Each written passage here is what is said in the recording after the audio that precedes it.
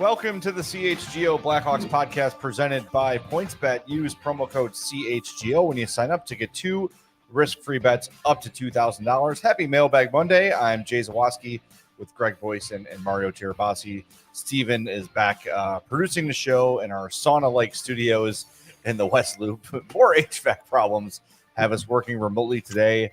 And a bit of a heads up, I am in like a severe thunderstorm warning right now. Yeah, I was gonna say. Yeah, It's if it goes black, it's God's call, not ours. I was gonna say I just saw the alert, and it's got like tornado-like winds going on in that area. So it is very dark outside right now by me. Yeah. So I'm in hindsight, I am A-okay with today being an unexpected remote show. So yes. if anybody was hoping to tune in for Chicago Wolves head coach Brock Sheehan, he will actually be joining us Wednesday now in studio. So we'll still plan on having our buddy Brock in studio Wednesday at 1:30. Yeah, we got a big week of stuff going on. So yeah, Wednesday we've got Brock Sheehan. Thursday we're going to talk to Corey Pronman from The Athletic, who is all over the prospects in all the systems in hockey. Tomorrow, the three of us have an awesome opportunity to paint the United Center ice before they lay down the entire ice will be painted by the three of us. So we're gonna have a very long show tomorrow as we live stream the ice painting. And if you saw our artist renditions of what our new jerseys could look like, that's United true. Center ice is going to look like crap this year. The center ice logo will be a giant C, and that's it. It's going to be a big stick figure. I have talked about my lack of precision with anything like artistic. Mm-hmm. You want me to lift something? I'm your guy. You want me to do something with any form of delicacy? Forget it. Just give me like a 4-inch square in the middle of the blue line, and I got you covered. Right. Just anything else. You know what though? We got the email for that last week, and I legitimately got like goosebumps for that opportunity. I've always seen those videos they make every year, and I've always dreamed of like, wow, how cool would it be to have that opportunity to do that? And every game you watch, you say, I painted that feather, or I painted that blue line, or whatever. I don't know. It's so cool. I am so excited. I am so geeked about this. I don't know if you guys are feeling the same way, but stuff like that. Oh, it's super cool. Some people love memorabilia. Some people love, whatever, autographs. I'm a big experiences person. Like, to me, the coolest moment I've had, people ask me, like, what was the greatest moment you had at the Score? It was, going to some World Series games that the Cubs were playing, and it was very cool. But I got to walk out the tunnel at Notre Dame on game day.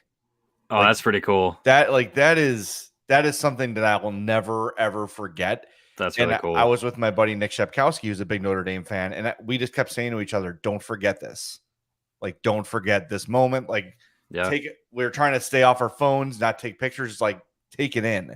Mm-hmm. And we're like within like back padding distance of the players. It was awesome. So that sort of stuff is my favorite sort of stuff, and this is going to be right up there. I'm so excited.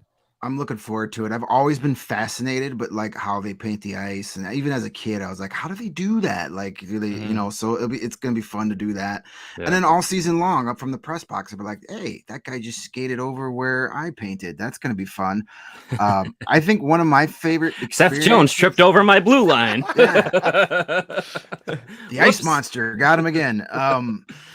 But like kind of like you're thinking there, Jay, like I remember going to a Pearl Jam concert at Wrigley Field in 2015 and having fan club tickets right like in the pit right in front of the stage, which was an awesome experience. Anyway, but just standing there during the show and realizing I'm standing literally in center field of Wrigley Field and kind of just turning around going, this is like something I dreamed about. I'm not playing baseball, but I'm literally still standing in center field of Wrigley Field, and this is effing awesome. Like, I shouldn't be allowed here. Where's security to usher me off this field? Well, you know what? Maybe we were talking before the show about Mailbag or Top Shelf Tuesday topics. Maybe that's it. Cool sports experiences. We'll get some feedback from the fans, but while we have power and internet and lights on and all those good things that are required for a show, why don't we get to our Mailbag Monday segment? You can always email us, blackhawks@allchgo.com. It is the world's loneliest email. because it's way easier to just reply to a tweet or hit us up in Discord. Right. It is. Discord, when you're a member at allchgo.com, gets you first priority on Mailbag Monday. So that's where we're going to start. If you want to get that priority and join our Discord, go to allchgo.com, become a member, help us out. You get a free shirt, access to all of our great stuff. So it's win-win. Become a member, join the team, join the community. It's a great place to be. All that good stuff. Yeah, and if you want to email us, that's okay. Keep Steve from Cicero company in the CHGO inbox.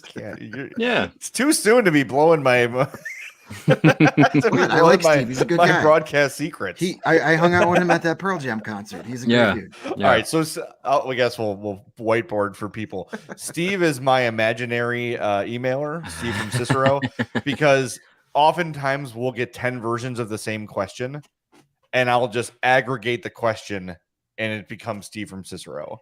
Or sometimes there's a question I want to talk about that no one asked, and Steve from Cicero will also ask that. So if you're one of the few to be watching, or one of the many, but one of the people watching this YouTube, you're finding out live. And now when you hear Steve from Cicero, you know. But you'll never know, was it a made-up question or an aggregated one? Yeah, exactly. Well, the good news is you guys have been awesome the last few weeks, and Steve hasn't had to be pulled out from the magic hat. So Steve's been on vacation. If you hate Steve's questions, just keep asking him like you are in the chat, and we'll keep him quiet. All right, now to the actual Steven back in the studio. Why don't we go to our first question of the day? This is from Tony's BAC, which I assume is blood alcohol content.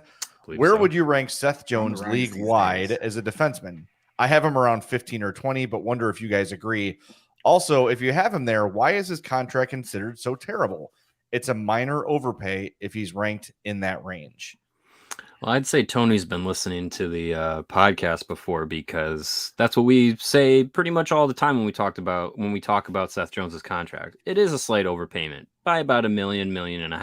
Yeah. And if he was under contract at $8 million, I think what he did last season, people would be like, hey, good season from Seth Jones. Not, well, he had a lot of points, sure, but making excuses for it.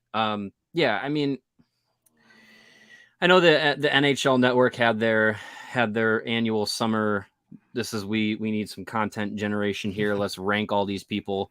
Should have put Steve from Cicero on. Yeah, they might as well have. He's got thoughts. And Seth Jones was not listed in the top 20. I mean, when you rank players 1 through 20, 25, 50, whatever you want to do, you get caught in the weeds with a bunch of players outside of, different positions, or, just overall outside of maybe the top 5, top 10 at a position. You're splitting hairs. Are we really gonna fight tooth and nail between Seth Jones and Drew Doughty, or are they really that dissimilar that Drew Doughty's in the top 20 and Seth Jones isn't? I don't think so. I think if you look at things by like, here's the tier of like absolute elite defenseman or player X, Y, Z, whatever. Here's the second tier where these guys are all number one defensemen unquestionably, and so on and so forth. Seth Jones is probably towards the middle or bottom of that next tier where it's just like, yeah, he's a number one defenseman. Is he 20, 25, 22, 17? He's in that range. Yeah, and I think also when you're talking about the rankings, it gets a little more complex, because you say, well, like for instance, I got the list right here. I can go through it real quick. It's Makar, Hedman, Yossi, Fox, McAvoy, Letang, Ekblad, Devin Taves, Carlson, Heiskanen, Sider, Quinn Hughes, Slavin, Riley, Theodore, Werenski, Doughty, Dahlin, Pietrangelo. I don't know why you looked at that weird. And Brent Burns. Okay. But some of these guys, like Mo Sider, has had one really good year. Yeah. But they're looking at that and they're projecting it, right? They're saying 3-4 years from now, Sider could be one of the best defensemen in hockey, which is true. But it doesn't mean that if it's, you're winning 1-0 with a minute left, would I rather have him or Seth Jones on the ice? Sure, it's a conversation. Yeah. But it's not just like, that's how when we rank these things, they used to do who are the best right now. That would be the qualifier they would use. Is that not still the qualifier? It doesn't. Oh, it does say right now, actually, on the graphic. Yeah, but I don't know if they're actually doing that though. See, and that's why I hate these things, because it's just like right now in this stage of their career, is Jacob Slavin is under Mo Seider? Projecting the next 5 years, yeah, I probably would take Mo Seider. But right now, if you're telling me, like you said, Jay, like you have a 1-goal lead in the final minute of the game, who are you throwing on the ice, Mo Seider or Jacob Slavin? I'm picking Jacob Slavin. Like that's just how I perceive it to be. And I'm also probably picking Seth Jones too. Now, for 5 years from now, give me some Mo Seider. But that sounded like I was at the Chris Kringle market asking. Give me some Mo Seider. I hate these lists. Yeah. I hate lists. I hate restaurant critics. I hate movie critics. It's all stupid. It's somebody's opinion. You either agree with it or you don't. It's their opinion. They have their right to say it. I have my right to see the link and go, I'm not going to read that because I don't care. I really don't care what the NHL Network thinks about anything, to be honest with you. Just give me the highlights. Give me some interviews. Keep your opinions to your own Twitter accounts. I don't care. People get upset about it. Like, it's this is like, and I'm not surprised Seth Jones is not on the top 20 list, because to me, for whatever reasons, he is just, I don't want to say criminally underrated, but like vastly underrated, to the point where it's like, do you even watch what he does? Yeah. Have you watched him at all? He is not an elite defenseman. Will never be an elite defenseman, but he's a number one. And I hate every time Seth Jones is mentioned in my Twitter feed, there's always some guy holding a fish that says he's not a number one defenseman. What are you watching? Yeah. What are you watching? Especially on this team. If he's not the Blackhawks' number one defenseman, I don't know what you're watching. Yeah. He plays the hardest minutes. He plays well. He didn't have the greatest season last year. Nobody did. That first month of the season was atrocious for the entire team from top to bottom. He was trying too hard to justify the trade, to justify that contract. As the season went on, he got better and better. Yeah, you wanted him to score some more goals, especially on the power play, but he took all the top matchups. He played against everybody's best line. He played 20, 22, 23, 25 minutes a night. That's a number one defenseman. Yeah, he's not a Norris Trophy winner. Right. Yeah, I mean, he's doing everything a number one defenseman does. So stop that he's not a number one defenseman. He is the Chicago Blackhawks number one defenseman. Now, Mario had a great point. When you do these dumb lists, when you get past like 12, 15, is there much of a difference between 15 and 25? No. You can just pick and plug and play and interchange those players, and you got the same guy essentially. And Jones is kind of in that. I mean, in top 20, if I had to rank him, he'd be in the top 20, but he'd be in that 15 to 18, 14 range that you could say, maybe he's not as good. Who do you want this year? Brent Burns or Seth Jones? I'm taking Seth Jones. Probably. Yeah. Like, that's not even a debate for me. And I like Brent Burns, but he is on the wrong side of the hill right now. Yeah. And Carolina's hoping to get that last drop, squeeze that last drop, good season out of him. Mm-hmm. Like, Jones is a number one defenseman. And as Dale Shytown says, he'd be a number one on a lot of teams in the league. There's a few he wouldn't be, but there's a lot more that he would be than he wouldn't be. I think we all often talk about, too, the impact of narratives. And when he who shall not be named gave up Boquist and a first and then paid him all this money, like, it was an overpayment. And that completely took it. People took that and combined it with the player and the analysis of the player, which isn't fair. Yes, I mean, you should be judged on your salary, right? Are you worth what you're making? And that question with Seth Jones is probably not, but it's not egregious. It's not an egregious overpayment. It's the whole package together. And I talked about this last week, and I'm going to bring it up again. Look at Oli Mata. When the Blackhawks signed Oli Mata, they were a laughingstock.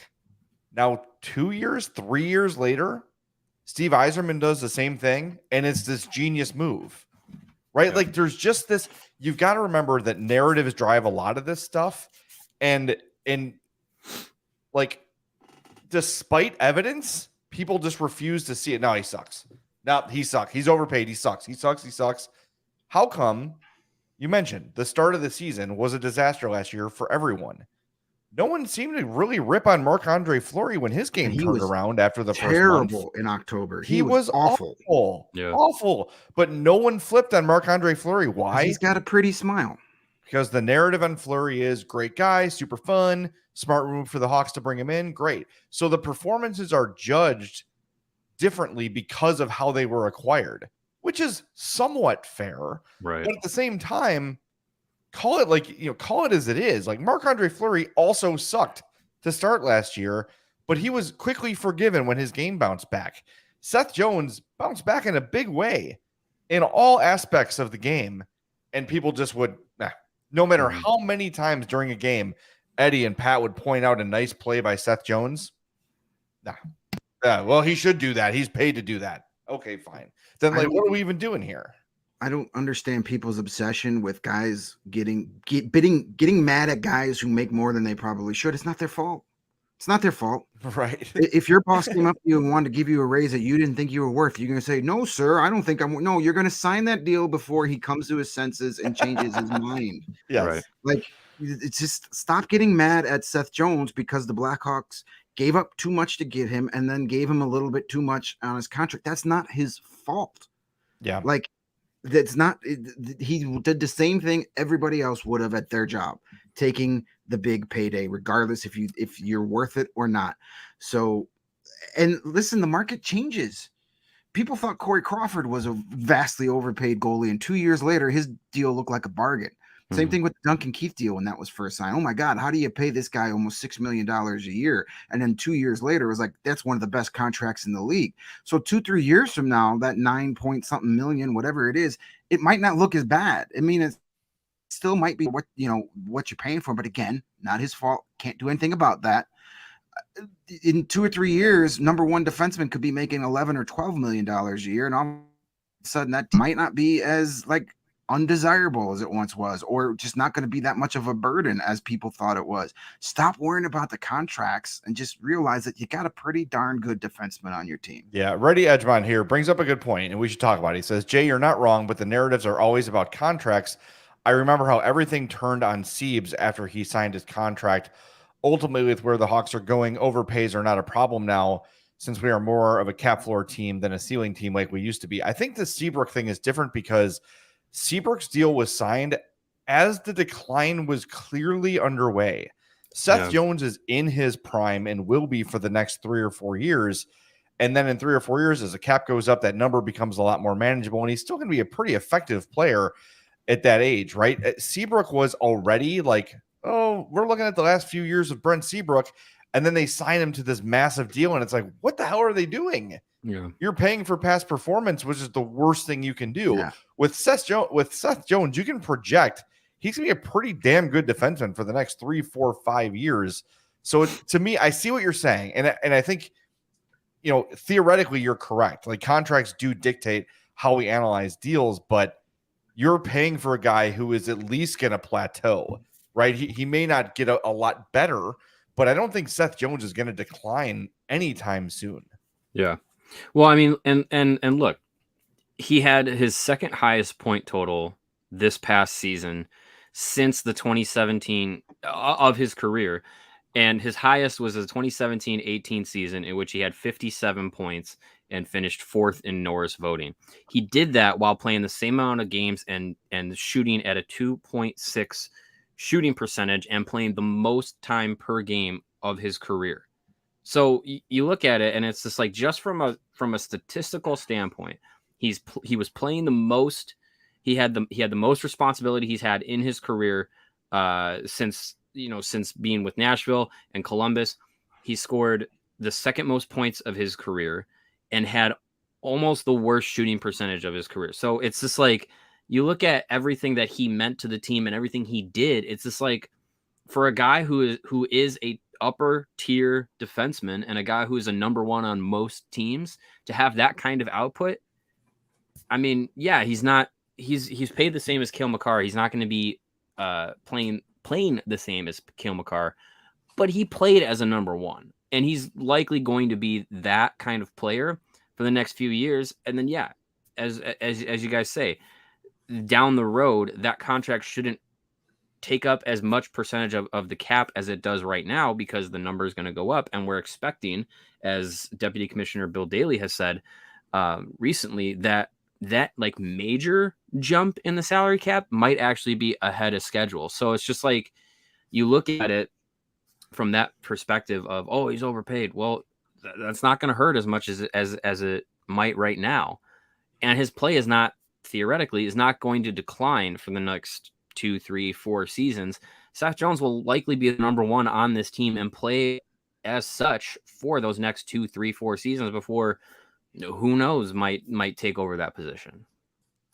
Yep. That's it. This is going to be a story, that the Seth Jones things will be a story for until his career's over. I just hope people can, instead of being mad about it, just take some time and enjoy that you've got a really good player playing on your team. All right, we're 20 minutes in and we've done one question, so let's go to the next one. What do we got next from the Discord, Steven? It says, which prospect should the fan base be most hyped for this season? Okay, so this season, I think really the only answer is Lucas Reichel. Yeah.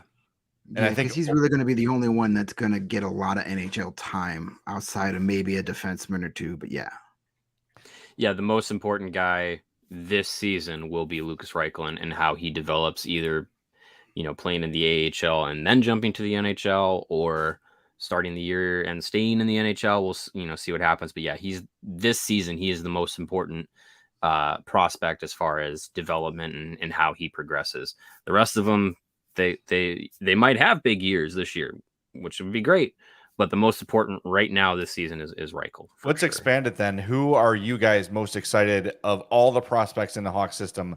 Who are you most excited to see, and why is it Frank Nazar? I mean, it might be. Yeah, I feel like of all the prospects that aren't like already in the AHL or like on their path to the NHL, like Nazar to me seems like the most intriguing. The guy I'll probably end up paying attention to the most, just because the expectations, I think, for him and the projected path his development could take, and if he reaches his ceiling, what he might be, it's very exciting. So I think he's an exciting player. He's going to be, people are going to be able to see him a lot at Michigan this year, and be interesting to see what he does. Yeah, outside of the pro ranks, the prospect I'm most excited or looking forward to watching his season is Drew Commesso, the goalie, just because of how important of a prospect he is. He's obviously the guy that the Hawks have tabbed as our top goalie prospect, and I want to see him take that next jump. Last year was a really good year for him. I mean, just being invited to all those international tournaments. Chris Peters told us right before the World Juniors in August, the fact that Drew Commesso is not on this team takes them out of gold medal contention, and that proved to be 100% accurate. Now, it wasn't the only reason they didn't get any medals, but it played a factor in that elimination game. Yeah. He's the guy I want to see take that next step and dominate at the college level, so we can get excited about it. Like, goaltenders are such a weird developmental arc, and even if he has a huge year, that doesn't mean it's still not going to be 3 or 4 years before we see him in Chicago. But that's a guy I want to progress. And just even after getting to talk to him at prospect camp, he's a guy that you're like, okay, I like him as a person, and I want to see him do good. I want to see Drew Commesso do good for the Blackhawks, but I want to see Drew Commesso do good for Drew Commesso because he's a good kid. Yeah. Yep. You know what else I'm excited about? The undefeated Bears. Football is right around the corner, and PointsBet Sportsbook is counting down the days until the football season with a new offer every day until the season kicks off. So from now until September 8th, PointsBet Power Hour will unlock a new daily offer from noon to 1 p.m. Central. Sign up for PointsBet right now using the code CHGO to also get risk-free bets up to $2,000. Don't miss this chance to get daily access to free bets, boosted odds, and so much more now through September 8th. But that's not all. Make a $51 or more first-time deposit, and you'll receive a free CHGO membership. That gets you into our Discord, so you get priority on Mailbag Monday. It gets you all of our free web content, and you'll even get that free shirt of your choice from the CHGO locker. So download the PointsBet app today. Use the code CHGO when you sign up to take advantage of this limited time offer. Don't just bet. Live your bet life with PointsBet. And if you or someone you know has a gambling problem and wants help, Call 1-800-GAMBLER for crisis counseling and referral services. Speaking of PointsBet and the Bears, if you listened to us on Thursday and took our advice for the PointsBet pick of the week, you have added some cash, Ola, to your PointsBet account. As I believe that's 3 PointsBet play of the weeks in a row. Yeah, that's called a streak, my friends. We and the Bears are 3-0 in their last 3 games. I didn't do any of them. But well, we're gonna be screwed this week because there's no Bears preseason game to bet the under on. But stay tuned. We'll come up with something. But yeah, keep that. We'll keep that rolling. We'll see what we got on Thursday for our. We're going for 4 in a row. But to keep the good things rolling, tell you guys a little bit about Owen, spelled OWYN, standing for only what you need. Owen is a 100% plant-based protein shake that gives you nutrition that works just as hard as you do. All of Owen's products are free of artificial ingredients. They are allergen friendly. They don't contain any gluten or dairy, thus making them more easily digestible. And speaking of the Bears, you may have heard about Owen from Bears quarterback Justin Fields, who also follows a plant-based diet. I mean, if there's any more indication that Owen is what you guys need, it's that Justin Fields has led the Bears to a perfect 3-0 preseason. Right now, he also chugged Owen in before the game last week. Oh yeah, he's got it in his back pocket. After every play, takes a little swig, just gives him that nutrition that works just as hard as he is. Owen and CHGO are partnering up right now to give you an awesome offer. You can get 20% off of your first purchase at liveowen.com when you use the promo code CHGO20. Again, that's liveowen.com. Use the promo code CHGO20 and you get 20% off of your first purchase. So be like Justin Fields. Try Owen. Again, OWYN, only what you need. All right, what do we got next, Steven? Who's on deck? I think we got one more from the Discord before we get to here we go. McBacon. Here's one. Who will replace Kane and Toews and all those commercials when they leave at the deadline? Is Seth Jones going to be the guy getting endorsements? I'm not going to buy your Chevy because that Seth Jones guy sucks. I don't want to drive what Seth Jones drives. Does Seth Jones even have like the personality for something like that? Like he seems I think so. He seems a little more reserved to do. Again, there's not really anything that Kane or Toews did to sell those cars. Let's not like Toews ran one into a guardrail. Does that count as selling? The Chevy, or was that wasn't the Chevy? No, that was not the Chevy. That was not the Chevy. See, if he was driven the Chevy, he never would have hit the guardrail. He would have been totally fine. I believe it was an L-track pillar. It was, yes. On Lake Street. But let's not pretend that like Patrick Kane is Mr. Personality or Jonathan Toews either. Like those guys aren't exactly like, well, yeah. They don't have bundles of charisma overflowing, bundles of charisma. I think I saw them open up for the Counting Crows once. Jokingly, I mean, I'm looking forward, maybe not jokingly, I'm really looking forward to like 2026 when it's Frank Nazar and Connor Bedard selling everything. That would be fun. That's fun. That'd be fun. Yeah. Can we have Are they even old enough to drive cars yet? Can they get those? I think so. When I get my learner's permit, I'm getting a Chevy. Yeah. We're drafting the movie theater kid from The Simpsons, apparently. I don't know. Maybe they go to Dennis Savard until someone a little more Chelios. Troy Murray might get some now that he's on TV. Patrick Sharp. Look, I was gonna say, if you need to sell anything this season, you put Patrick Sharp's face. You just put Patrick Sharp's face, and sales will go up. Just have him standing there with the wind, with a fan blowing his hair around a little bit. I'm buying. I don't know about you, but I'll be like, my credit card is out. Put him in a Hardee's commercial where he's seductively eating a hamburger on the back of a Chevy, and you could just do a double dip. There you go. Yeah. Chris points out that Marcus Kruger had a Mazda commercial. Zoom. Yeah, those are good. Those are great. Me too. On radio too.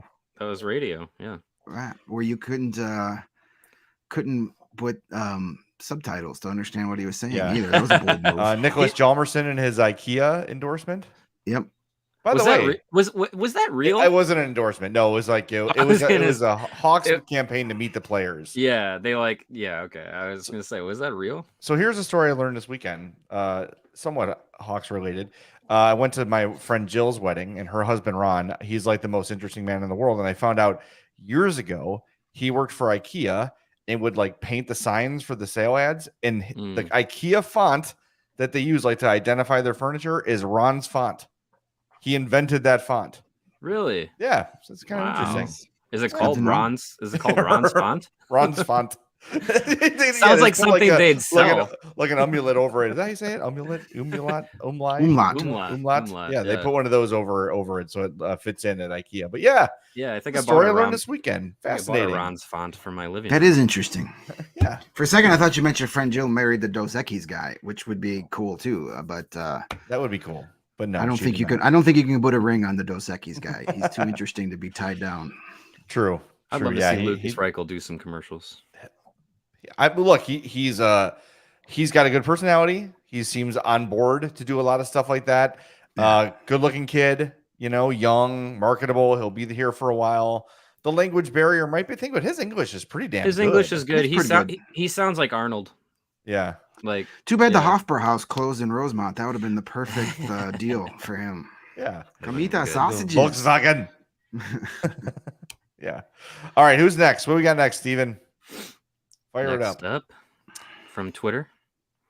I understand why the NHL Network wouldn't put. Do you guys think we already had this conversation? Will he be top 20 next year with a new structure? Is kind of the different question. So, do we expect him to? Well, I think he's just going to improve because he's not playing for a moron, and I do think he'll shoot better than 2.5%. So the people who go like this to analyze players, he sucks.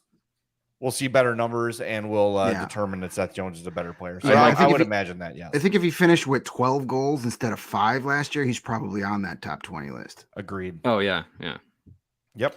I'd like to believe Luke Richardson's coaching style and strategy, and just I like to believe that that's going to have a positive impact on the entire team, every player. Yeah, definitely. So we'll see. Absolutely. All right, what do we got, Steven? All right. If we consider the 2010, 2013, and 2015 playoffs, this is from Raphael.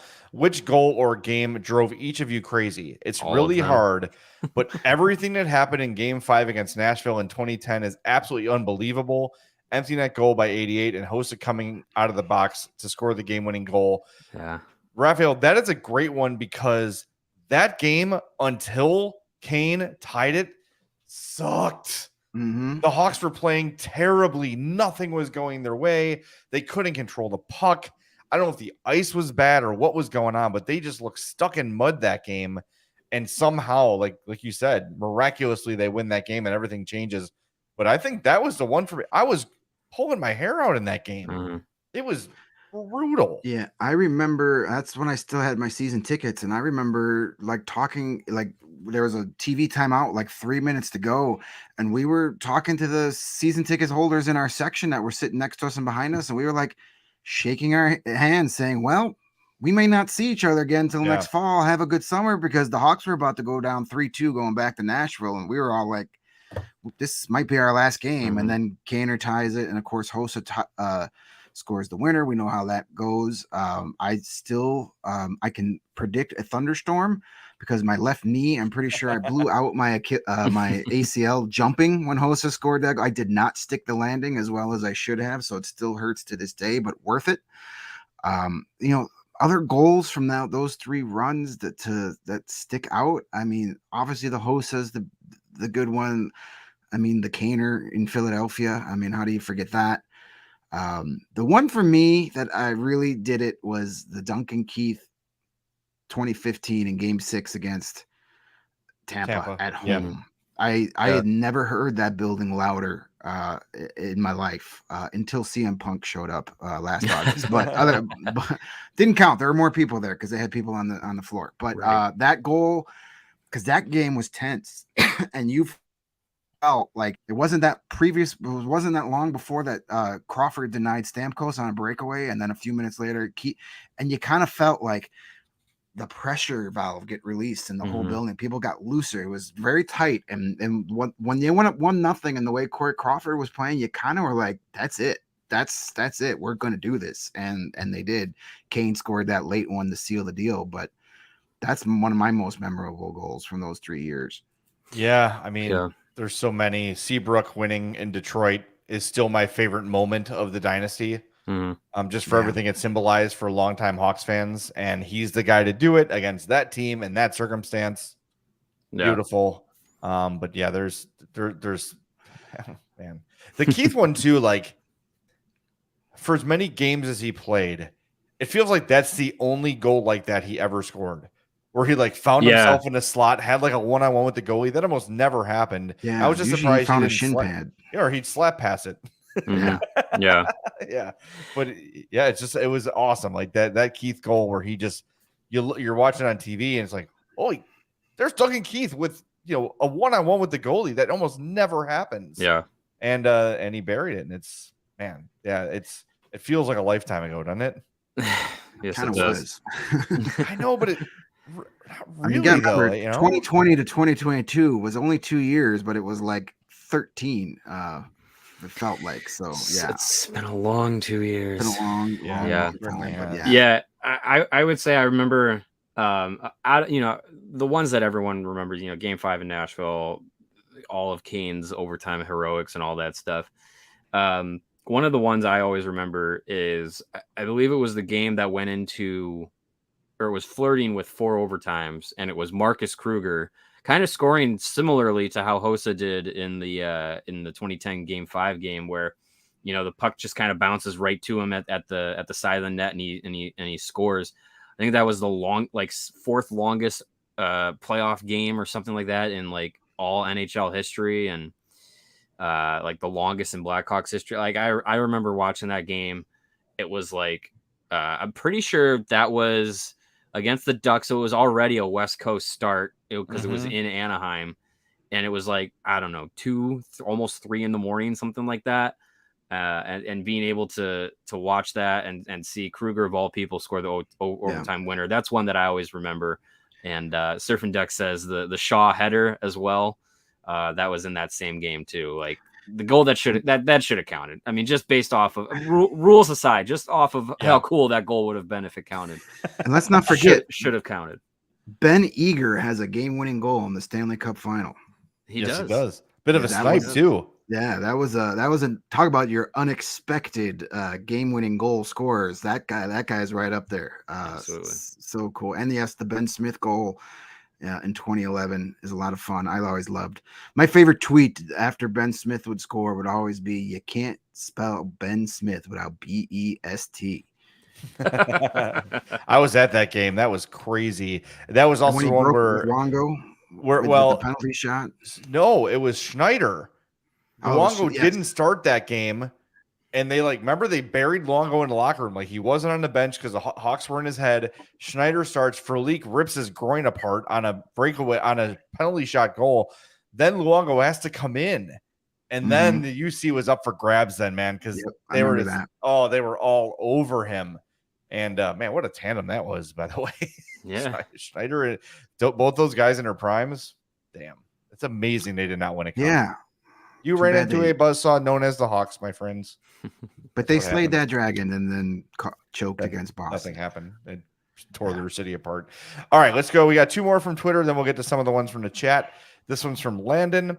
If the Hawks manage to select first overall in 2023, along with adding most likely another first-round pick with the Kaner trade rumors, where do you think the Hawks prospect pool will rank in the next few years? I'm currently thinking top 5.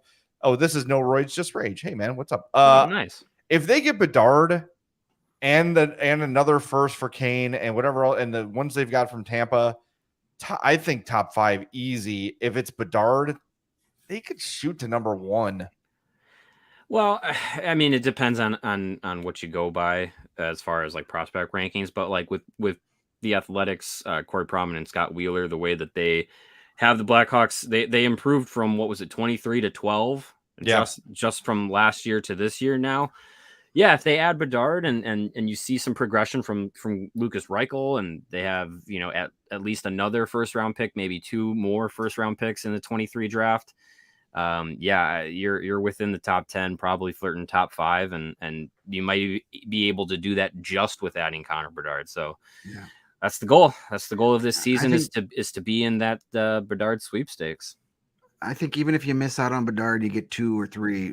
Any one of those guys shoots you up along with the tip pick from Tampa. And if you get a third, if you go back-to-back drafts with 3 first-round picks, I mean, you're going to be close to the top 5, if not top 5, regardless if it's Connor Bedard or not. Hopefully, all things go right. Lucas Reichel's not. Well, I guess would he still be if he plays the full season in the NHL? Do you still consider him a prospect? I don't know how they rank those or not. But the one Promen put out today had Kirby Doc and Cole Caulfield in it.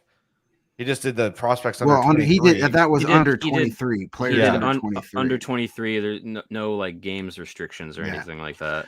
But the prospect pool is definitely heading in the right direction, and another solid draft gets you where you want to be. And then you got to consider, what do the guys from the 2021 class do this upcoming season, and the 2022 class? How do they progress, and how much closer are they to the NHL? But they are definitely going to be a top 5 prospect system within the next year or two. I have little doubt about that. Let's just jump to Narfin's question here. Is Bedard considered to be one of those guys that jumps right to the NHL out of the draft, or does he need AHL time? Yes. Yeah, the thought would be that he would join the Hawks right away. He would go nowhere but the NHL. It doesn't matter who picks him. Arizona, no matter who drafts him, he is Chicago. In the opening night lineup. Yes, 100%. No doubt. Yep. Next season, he's an NHLer. And then sort of on the same thing, Steven, I know I'm jumping around here, but in the chat, we have a question from Nate who says, what will the Hawks do with Kane and Toews' $21 million next season? Don't forget $6 more from Athanasiou and Domi. I think they're going to wait till that 2024 free agency class comes. If they get Bedard, it's a little bit different, and they might look to add to compete a little sooner. But that 24 free agent class is loaded. And I think if you have Bedard as that carrot to get guys here, you'd be like, hey, Austin Matthews, we got Connor Bedard, we got Frank Nazar coming, we've got all these kids coming, and look at how much cap space we got. I don't see them blowing. I see them basically getting to the floor next season and pocketing that cap space for when it's needed, for when you're ready to compete. Save it. That 2024 free agency class is like a Hall of Fame wing. I mean, there's some amazing players available. So you save it that. So you get to the cap floor. You do exactly what you did this year. You get guys that you're looking to trade. Yep. So you don't go crazy with it. You save that for a rainy day. Yeah, and again, I think getting Bedard specifically might change that a little bit. They might look to add, but let's cross that bridge when we get there, because a lot of things need to happen between now and then. But that accelerates everything. And then starting the rebuild a year earlier by trading to Brinkett and Doc at this draft looks a whole lot smarter too, because now you've already got a jump start on all those prospects you brought in with those trades and the one you picked up from Mrazek, and things are starting to really look good in a hurry. Even if it's Fantilli or Michkov, who knows what things will be by then in terms of Russia, you're still looking at a pretty significant jump in your prospect pool and your window to compete. So we'll see. A lot has to happen, but they're in really good position right now as they're currently constructed, especially without Phil Kessel to make them a playoff team. All right, what's next, Steven? I know we got a couple more from Twitter. I know, I'm sorry. My question, this comes from John. He says, have any of the three of you said something negative about the Hawks that caused a backlash from a player or a coach? Not yet. There's always tomorrow. I'm trying. I had an interesting. I want to call it incident, but an interesting interaction with Dennis Gilbert in the AHL wouldn't have been last year. Might have been 2 years ago, but it was a lackluster game for the Ice Hogs. I think it was they were playing one of the bottom teams in the league. Should have been a game that they probably would have won. And I asked about, it must have been like, it was something like, it was like game 3 of 3 in 3 nights or something like that. And just saying like, it was something like along the lines of like, oh, did the fatigue set in? Like, it seemed like you guys were a little slow, a little, hard to get up for the game or something like that. And Gilbert, he Colleton was coaching at this time. So this is I guess a few years ago, but he Carlton was talking to somebody behind me, like to the side, and he kind of nods his head. He goes, what did he say? And I said, well, he said you guys were what was it? I know the story would be a lot better if I remember the exact quotes. He said Colleton said something along the lines of like they didn't come ready to play, and I like verbatim was just like he said you guys didn't want to play, and Gilbert like doesn't look at me but kind of like side eyes Colleton, and that for like a second or two, and then goes and answers the question, and I was just like, ooh, did I? Interesting. But it wasn't directed at me, but it was just like, I was like, oh, should I not have like, but I mean, he said what he said. So I was just like, well, that's what he said. So yeah, it was very interesting. And for a person like me, who is 5'9", talking to Dennis Gilbert after a frustrating loss, who is a larger human being, it was a little intimidating for him to kind of like, you saw his mood change a little bit. I was just like, okay, well, let me ask my next question. Yeah. Why are you so handsome, Dennis? Many have been asking, why are you so good looking? Yeah. I have not gotten in trouble with a player. I don't think so. The only thing is I was one of the first people to have the Nail Yakupov trade that Edmonton got pissed about and then canceled because it leaked. Which was a bullet dodge for he who shall not be named. And then remember they ended up trading him to the Blues instead. So I guess the Oilers got mad at me, if that counts. I don't know how that worked. I feel like there was something with there was something last year like Calvin DeHaan tweeted something like, sorry fans, I'm back. And I was like, who hates Calvin DeHaan? And then he tweeted at me like, oh no, I'm kidding.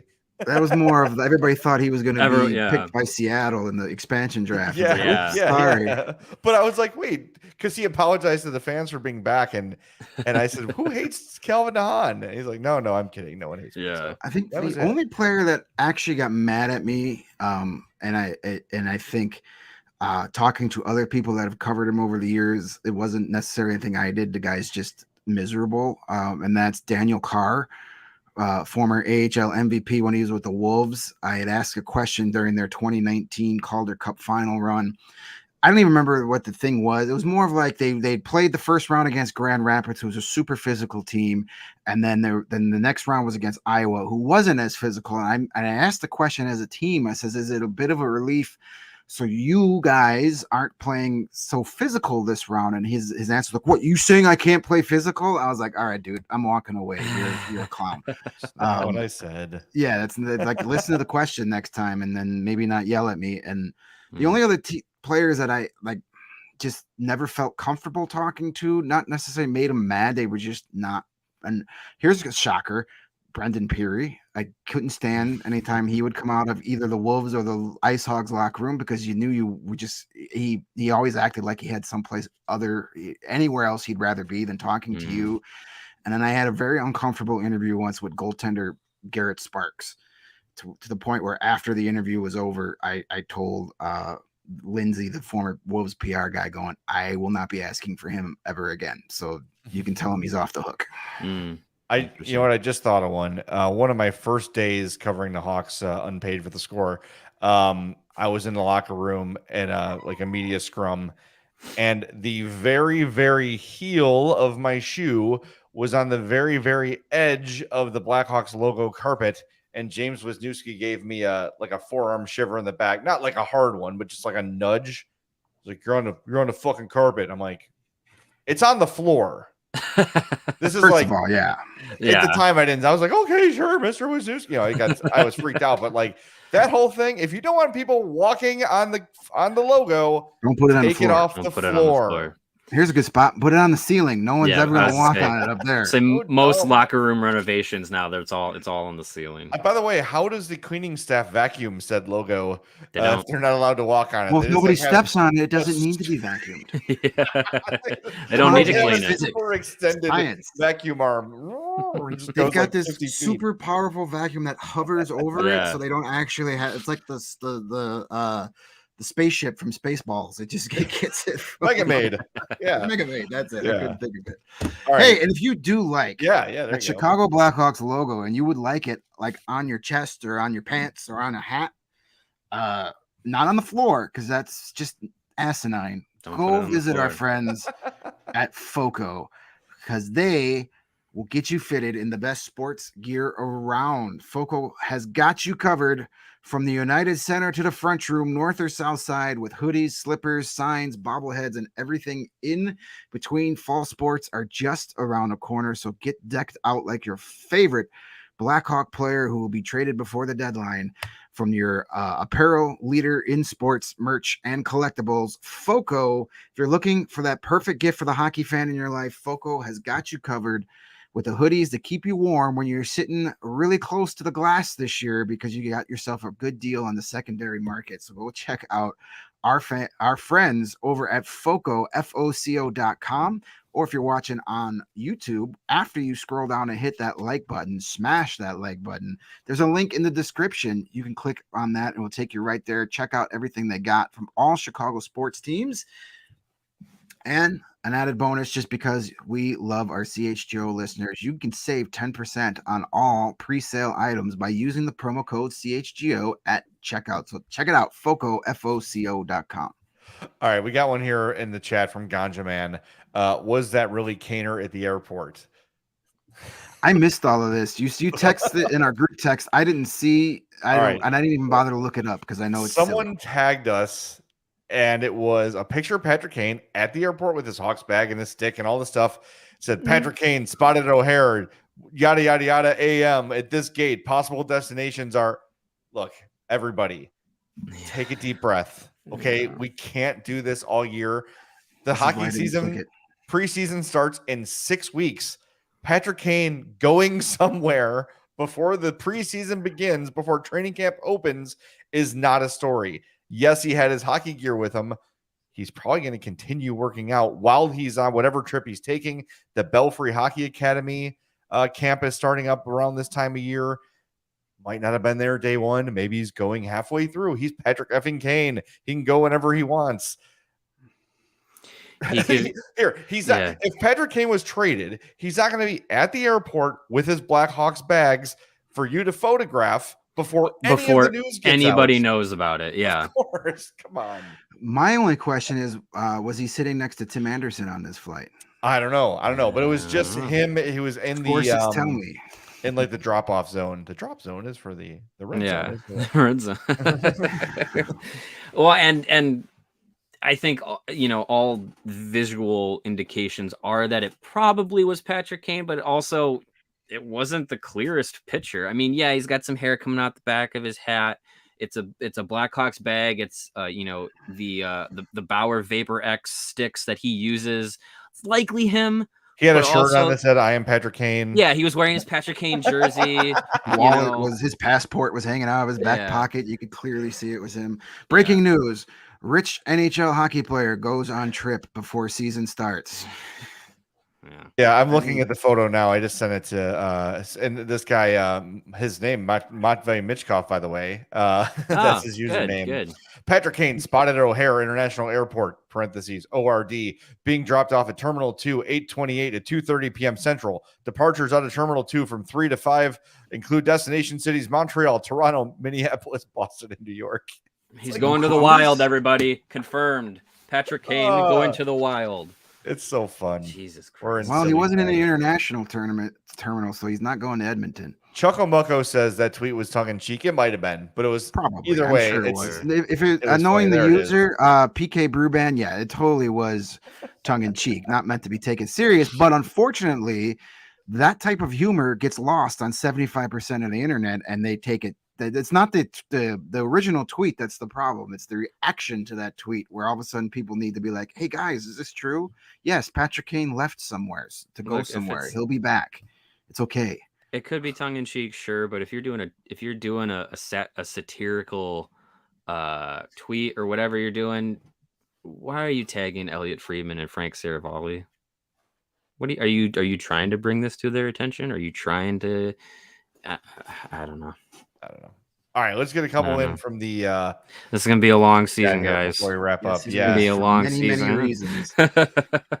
we should get a beardometer before the season starts, so we have an action like how much gray is in our beard at opening day, and then see how much gray is. I mean, mine is already almost full. Mario, you're probably going to win just because, but I mean, you've got other factors. You've got an infant at home that's going to cause a lot of that she's too. She's starting to crawl all over everything, and we got to baby proof. Well, the gray hairs are going up as we speak. Then apparently, but we should do some sort of I always like they have when a president, they show you the picture of a president when he takes office and when he leaves office. And it's only been 4 years, but he's aged like 30. We should do that for us this season and see how it takes a toll if it takes years off our lives. And the way I look at it is those last years at the end of the life, I don't want those anyway. You can have them. So bring it on the bad hockey. All right, Narfin says, with the newest addition in this offseason, out of those players, who are you most interested in seeing in a Hawks uniform? Personally, I'm interested in Domi because he wants to play for Richardson. I want to know what Colin Blackwell is all about. I don't have a great feel for him. I know it's a 2-year deal, so they may be looking at him as a longer-term piece to the team. I feel like I know less about him than anyone else that's on the team. Yeah. So he has my interest. But yeah, I think I'm excited to see what Domi can do with top 6 minutes. And again, they should absolutely trade him. But I don't know, he's a player that's always been interesting for one reason or another. Yeah, I think he'll have an interesting few months with this team. At the NSCU as well. I mean, they're both in the same boat, same contract, and likely same outcome. Like you're going to get flipped to a contending team at the trade deadline. But yeah, I mean, if they provide some interesting moments, all the better. Kind of interested to see what version of Peter Mrazek we get from night to night. Is it going to be, the guy that showed flashes of being a starting quality goaltender for contenders, or is it going to be the guy that literally couldn't take the ice for the Maple Leafs last season for one reason or another? So that'll be interesting to see. I don't. It's hard in a rebuild in a tank season to say I don't want these guys to have success, but and I don't wish ill on any player, but it's kind of just I kind of hope he's what we're expecting him to be, and just is just not good enough, and go from there. But it'll be interesting to see the kind of season he has in net. Yeah, and one quick note on Blackwell, I got to cover him a bunch in the AHL. He was with the Milwaukee Admirals for quite a while. I think Hawks fans, he'll be a popular player amongst Hawks fans. Good guy, and he's that grindy fourth line, third line guy. Will get dirty in front of the net. Yeah, the blue collar player in Chicago. That's what we like here. So he'll be a fan favorite. I'm interested in Anthony Ciu because he's just one of those guys that forever you've been hearing about how fast he is and how good he is. And this guy he's a top prospect for the Wings. He's leading the rebuild there. It just never worked out. So I'm interested to see him. Obviously, I've seen him play before, but never on a day-to-day basis. So I'm interested to see, why is it that he hasn't been able to really live up to that potential? Is it something, just not the right fits, blah, blah, blah. So that's kind of the intriguing for me, is to watch him play every day until he's on some other team. All right, last one of the show, and thanks everybody for the great questions, comes from Sam. Is there any chance they trade Toews and Kane at the deadline and then re-sign them next year? Wouldn't that be the high level move? I wouldn't necessarily dismiss that. It seems like it almost never happens that way. That rarely ever happens. But if there's ever a situation where it could, it would be, I would imagine, Kane more than Toews. But I wouldn't rule anything out. But I think there's part of them that might be looking forward to just beginning the next era and not having to worry about it. And yeah, both those guys are still good players, but it might just be time to start the next generation of Blackhawks. And if they go be great somewhere else, so be it. I don't know. It's interesting. The money's going to matter. If Patrick Kane's I'm going to come play here for $5 million, great. Yeah. Come on. You know what I mean? Right. Awesome. Come on back. We'll keep your apartment clean for you while you're gone for a couple months and come on back. But it just seems like that gets talked about a lot, but rarely ever happens. It where a doesn't guy happen. gets.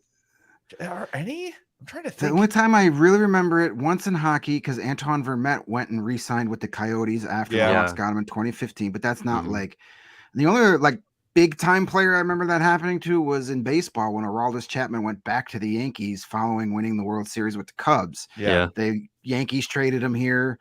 for Gleyber Torres, who we were told that was a stupid trade, and not so much. And that gets me to make fun of Aroldis Chapman. Did you see how he ended up on the IL? Stupid sports injuries. This could be a Top Shelf Tuesday. Oh boy, he is on the 10-day injured list for the Yankees because he has an infection on his leg because he didn't properly keep a new tattoo cleaned. Oh, jeez. What a dope. Oh, no. Why would you get a tattoo mid-season?